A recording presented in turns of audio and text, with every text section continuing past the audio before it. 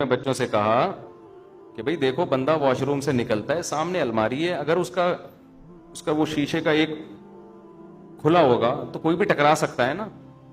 تو G H Q آپ کو پتا ہے آرمی کسی کے سامنے جھکتی اور دبتی نہیں ہے. تو جی ایچ کیو سے فوراً رپلائی آیا کہ انسان کو خود بھی دیکھنا چاہیے. اصول یہ ہے کہ جب کوئی وزیر اعظم نصیحت کرے نا تو نصیحت کا فوراً رپلائی آنا یہ اچھا، سوری یہ ٹھیک ہے چلو.